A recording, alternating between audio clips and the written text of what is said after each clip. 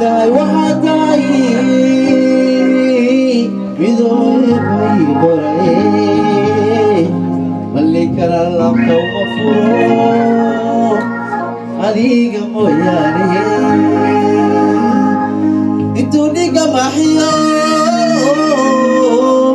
هو مرزا بكا هدي هذا قول مرتبة أمام مريم بلينا كجعل هاي مران لوياني أضبا حملا حملا مالكي يولي أضبا حملا حملا مالكي يولي يا مجنون وأنا منادي يوم بالسجا الخبر قليل وأنا منادي يوم بالسجا الخبر قليل أوانا مفروضاتي وفيها كذيبا مفهوم وحوبا وإذا مفهوم وحوبا وإذا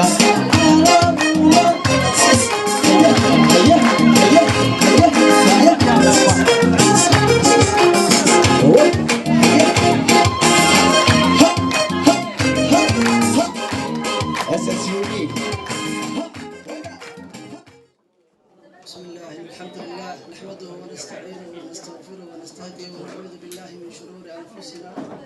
ومن سيئات أعمالنا من يهده الله فلا مضل له ومن يضلل فلا هادي له وأشهد أن لا إله إلا الله وحده لا شريك له وأشهد أن محمدا عبده ورسوله بلغ الرسالة وأدى الأمانة ونصح الأمة وكشف الغمة وجاهد في الله حتى أتاه اليقين أما بعد أولا السلام عليكم ورحمة الله وبركاته أورين وحان سلامي يا دمان كسوق بقلاشة أجيبي سود وينت ورالكين ودنيقة سياسية إسلام كاسم نقا سوق بوغدا ودك سويدن وبوغشا كوي مد ودك النروي أصوغ وجودي ستاي هدف سياسي أصوغ أصعد مارة إن أو صومالي كلا هدلو أرمها سياسة gaar ahaan xisbi la yiraahdo SSUB. Og jeg tenker at det er med på å vise oss at vi kan stå sammen, og vi kan jobbe sammen. Og det møtet her skal jo handle mye om viktigheten av demokratiet, at hver enkelt stemme skal høres. Da har jeg lyst til å gi ordet til kveldens hedersgjest. Yasin Mahi Malin.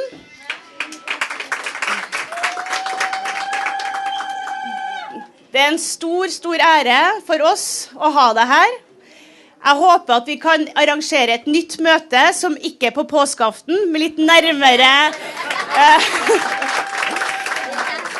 nærmere valget, sånn at vi faktisk får flere som ikke som alt til å møtes. Så kan vi diskutere og prate, og så viser vi at sammen så klarer vi å endre på samfunnet. Yasin Mahin, vær så god. أعوذ بالله من الشيطان الرجيم بسم الله الرحمن الرحيم وقتك أو نغير سيداس قبل ولاشين أي شيء يسو بتينا ما دام أي بحيسو وحرم إن جس وحيرو أو سويدش أن ماشي أنا قام صوت ديار سلام ربنا وشيء يوفيل تكدم سمهار أرون خيرا دت فانتاستيك möte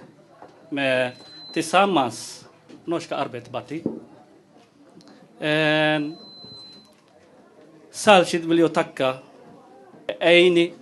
Hussein Marwa Aini.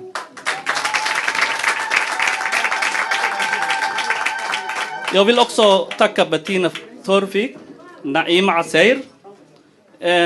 Master Jan som har också kommit i kontakt med mig.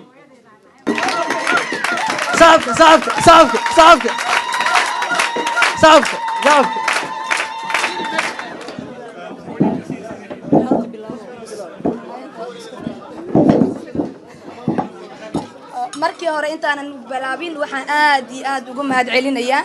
Marwo Roodo oo ah marwada soo qaban qaabisay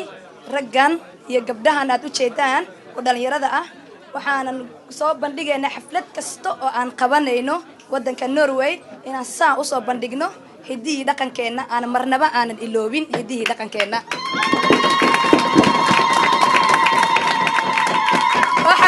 waxaa kaloo ballan idinkuu qaadayaa anigu aanan aqoonin shiribkii laakiin ay iga keenayso qiirad wadaninimo dhaqankii oon jeclahay waxaan go-aan ku gaaray wax yar anaa igu qoslin hadda raalli noqdo inaan ka qaado halkan oo aan ku soo dhaweynayno mudane yaasiin maaxi aad iyo aad ayaan unu mahadsantihiin SSUB waa urur weyn hallo adeego heroslo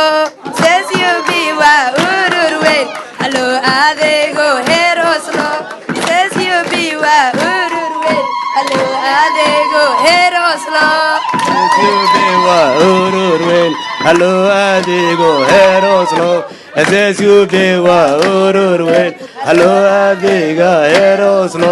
salaamku gaara hoogu weyn naga gudoomiyo salaamku gaara hoogu weyn naga gudoomiyo salaamku gaara hoogu weyn naga gudoomiyo aday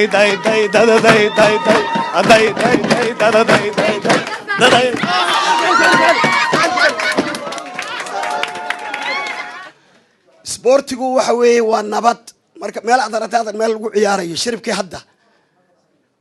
oo kale meesha lagu ciyaarayo waa meel nabada kubadda cagta meel lagu ciyaarayo ma kubaduhu noocu yahay noqotay isboortigu qaybteed doontaa noqotay waa meel nabada waxa ogaataan inay astaan nabadeed uu yahay isboortigu male qabyaalad waxaan ku faraxsanahay inay Soomaalidu fahantay laba arrin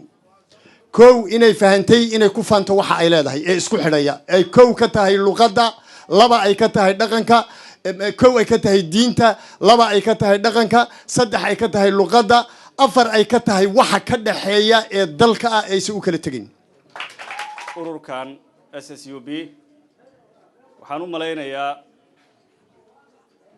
waa urur cusub waxa hogaaminaya nin dhalinyaro ah aqoon-yahana isboortiga sidaas daraadeed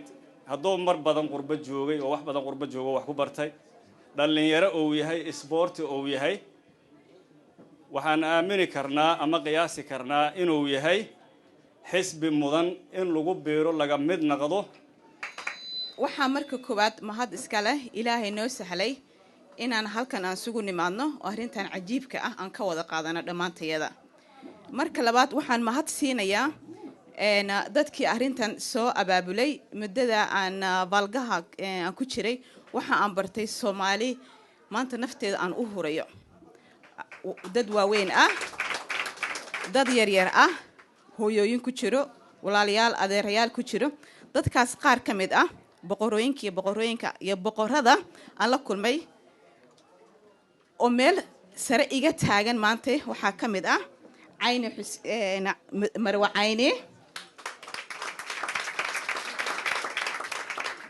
Hussein iyo Badia Bodaya waxaan idinka codsanayaa idinkoo raali ah intaa wada istaagtaan inaa hal mar wada salaantaan iyagoo dhan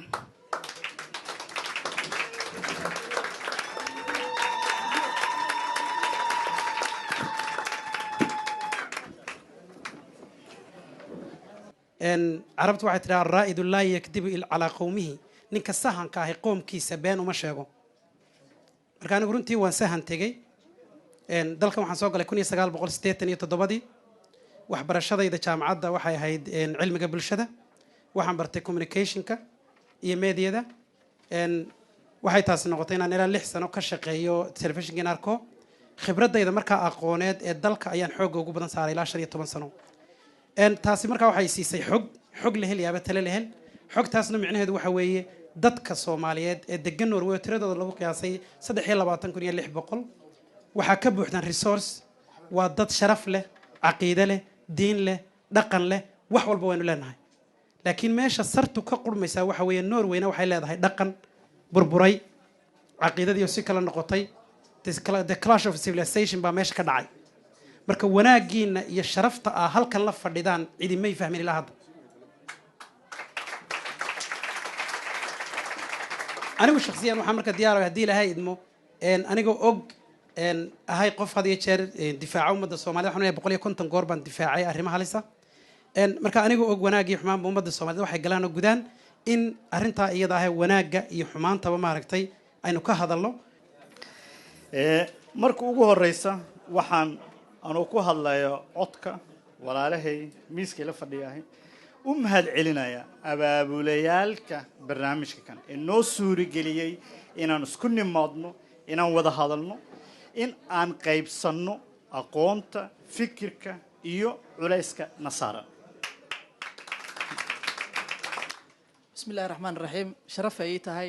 إن المانتا كسو قيب قالوا حفلة سيدان وكلا أو كده عيسو مقالة عاصمة دا أصلو أو أنا كفانا إنه إني كمي تهاي مقالوين كسومالي دو غفرة بدن نروي دقيهين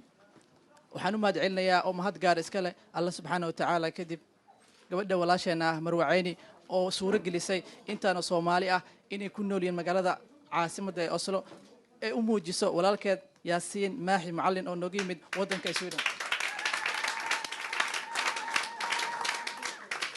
waxaa sidoo kale mahad gaar iskale xuseen madoobe ibraahim buuday oo garbaheeda buuxiyey walaashan cayni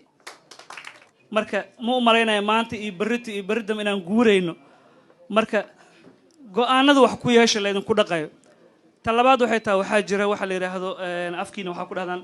kultuur kiloft waxaa la yidhahdaa masaafada dhaqanada udhexaysa norwegianka iyo soomaalida aada u kala fog yihiin waxaa jira wax annaga ammaan noo ah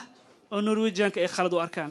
sababna u noqday in carruur badan looga qaato waalidiin soomaaliyeed hal arrin soo qaadana 10 second ku soo kooba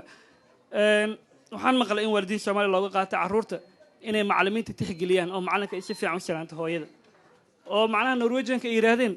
hooyadan markay carruurteeda keento macallimiinta ay salaantaa ilmaheeda ma jecla arrintaas waxaan rabnaa inay u sharxaan marka aad doorataan waa sababta aad u dooranaysaan in dhaqankiina u sharxaan norwegianka mudane ibraahim boodaay mudane xuseen madoobe walaashay marwo cayni dadkan walaalaha oo ka soo qayb galay shirkan iyo xafladan quruxda badan leh runtii waxay ii tahay wax aan la soo koobi karin farxad aad iyo aad u qurux badan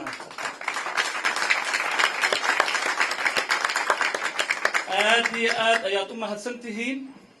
2 أسبوع 3 أسبوع waxay ila shaqeynayeen si oo xoog leh 3 qofood meesha ay la taagay